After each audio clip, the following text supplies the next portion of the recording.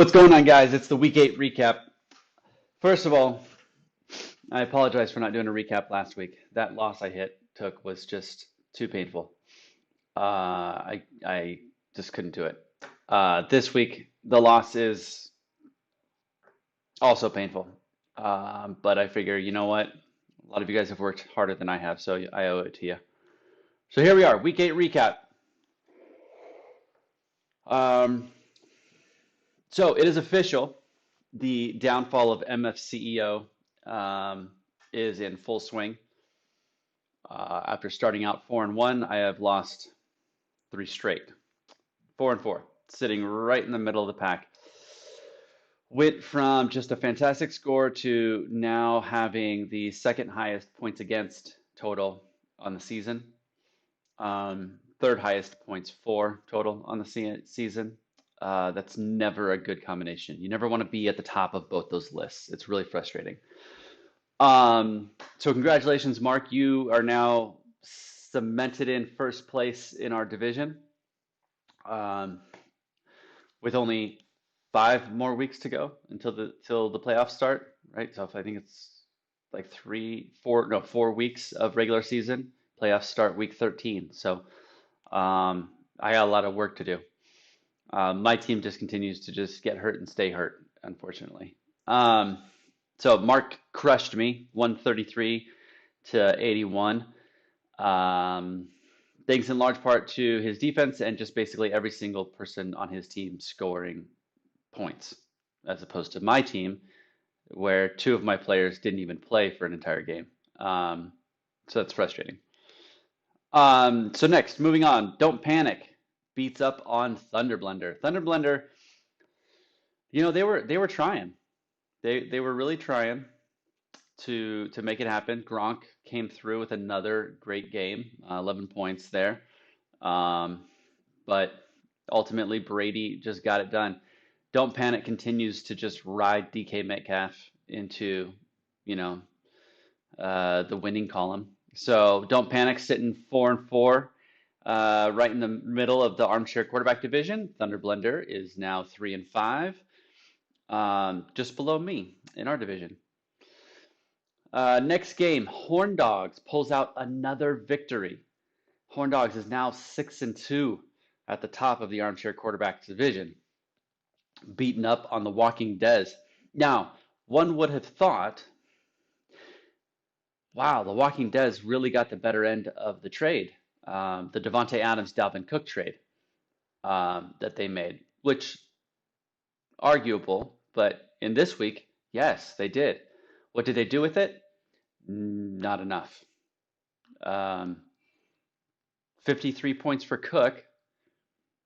The next highest point total was 15 and then 11, and then it just goes downhill from there for the Walking Dead.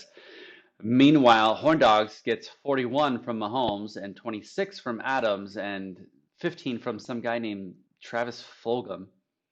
The hell's going on with this league this year? Um, and ends up beating up on the Walking Dead. So now the Walking Dead is in last place in his division, while Horn Dogs sits at the top of the armchair quarterbacks division. Moving on, Better Than the Jets continues their win streak, putting up mad points, 127 to 98, beats up on Zach. Two bodybuilding guys going at it. It was fun to watch. Um, Better Than the Jets, his team is continuing to just perform. So well done there. I have tried so many times to send Barrett trades, and he just refuses to part with his beautiful team. Um, Mad Dogs wins over Habanos. Las Vegas battle there. So Mad Dogs goes to 4-4. Habanos to 3-5. Habanos scores a pitiful 64 points. Not even 65, almost 65, but 64 points. Um, Habanos only had two players score over 10 points, which is never going to get you a win. So good job there, Mad Dogs. Mad Dogs has got a great team that continues to underperform. I'm surprised you're only 4-4 there, Anthony. And Check Casher beats up on the ghost of Steve Largent. Both teams moved to 4-4. in their division.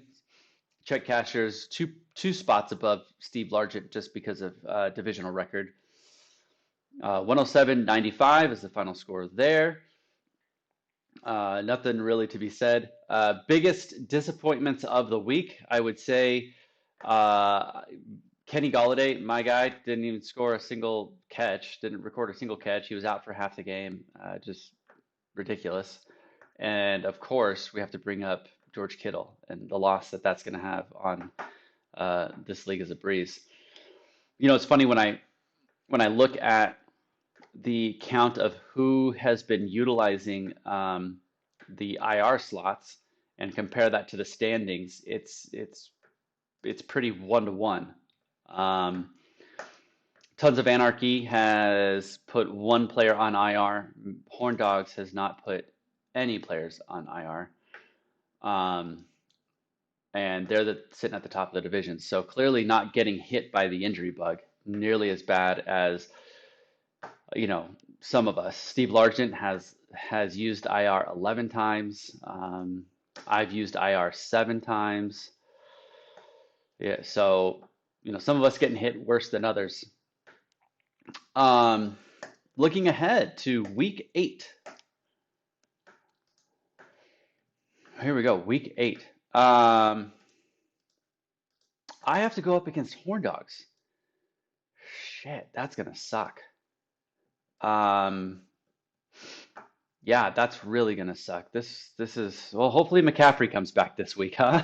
Um, because man, that's just gonna be painful. All right, Dad, let's do it. I mean, we got to put something on the line here, Dad.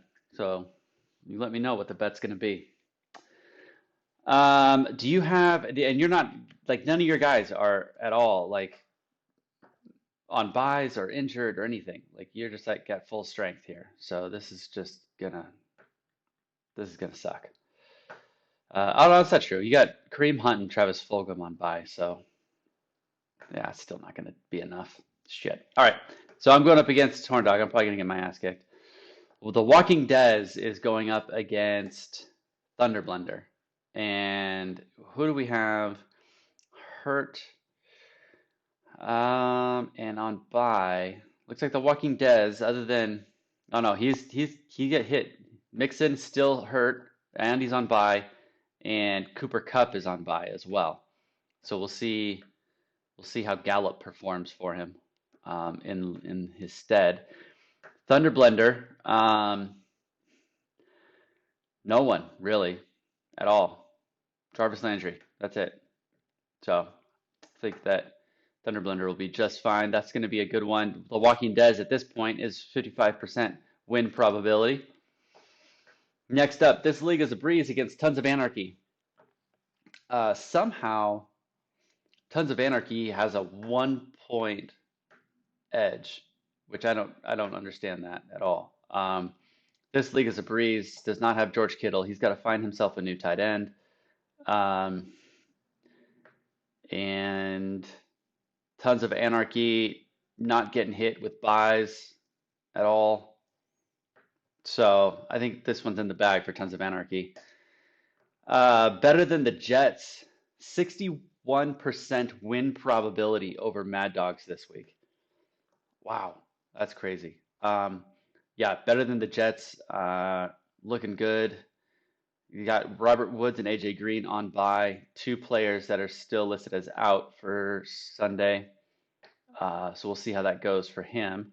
But I mean, really, it's not, none of those players are part of his starting lineup when you've got AJ Brown, Terry McLaurin, and James Robinson as your flex. So Mad Dogs, on the other hand, hit a little bit with injuries and buys. We'll see if Aaron Jones is able to suit up. I think right now he's listed as questionable for Thursday night.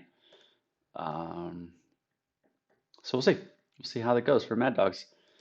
Next up is Habanos going up against Check Casher.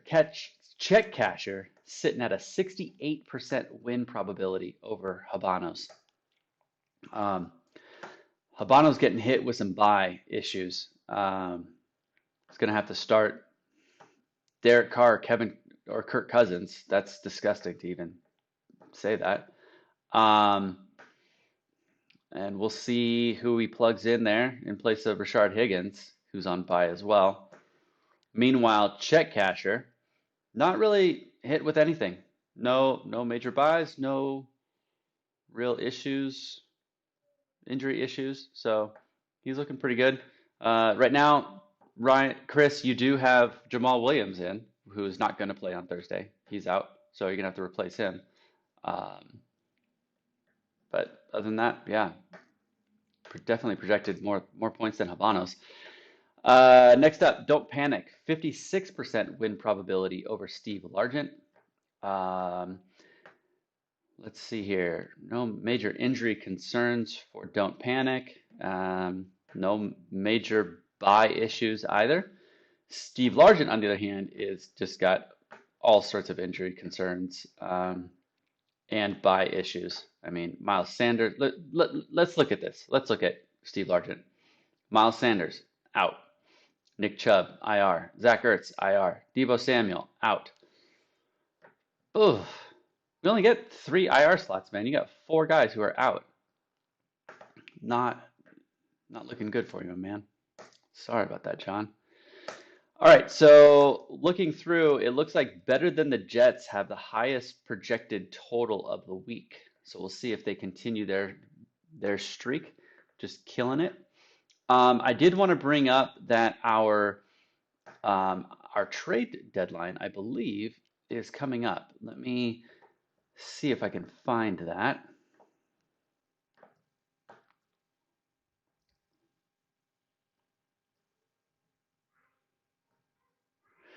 Yep, the 25th. So right around Thanksgiving-ish. Um, so you got a couple more weeks until trade deadline. Also, remember that we will be, as of right now, we are projected to not allow waivers during playoffs.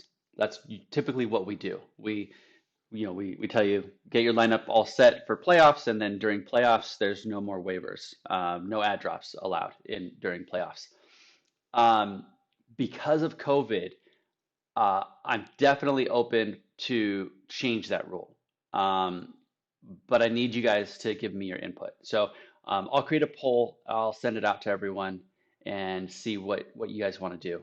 Um, I would like to change that rule personally, um, because of how different things have been during this whole time. Um, but you guys vote during the poll and let me know, okay? Other than that, get your picks in. Looking at finances, there's only one team that's positive, and that's Horn Dogs. They're the only ones who are in the green.